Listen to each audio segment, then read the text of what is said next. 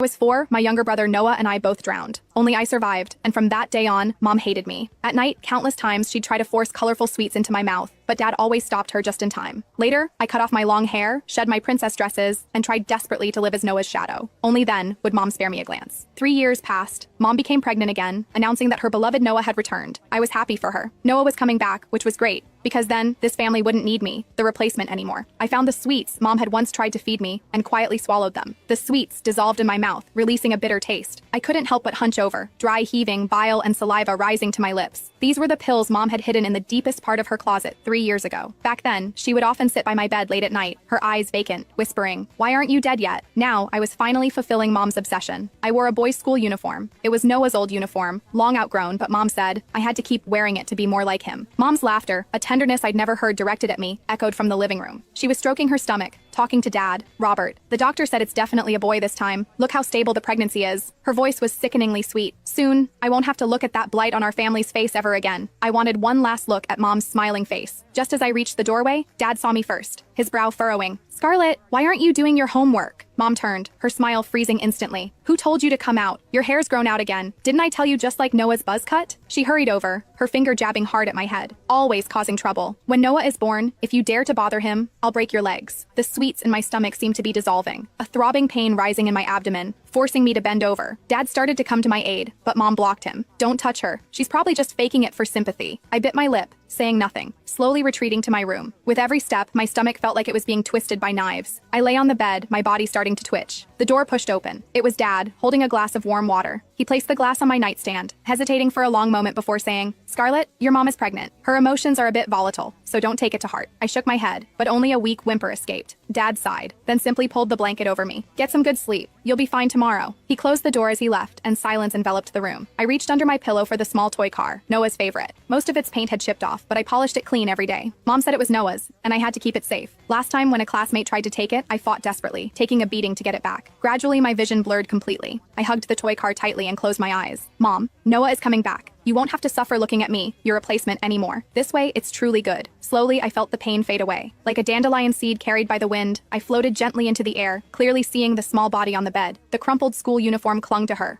face as white as paper, her lips an unnatural purplish blue. A smudge of undigested bile still clung to the corner of her mouth, and in her hand, she clutched that small toy car. Mom pushed the door open just as I was looking down at my own hands. They were transparent, allowing the sunlight to pass through them, revealing a photo of Noah. She didn't glance at me on the bed. Instead, she walked straight to the desk, picked up Noah's photo, and meticulously wiped it clean, murmuring, "Noah, Mom's going to buy you a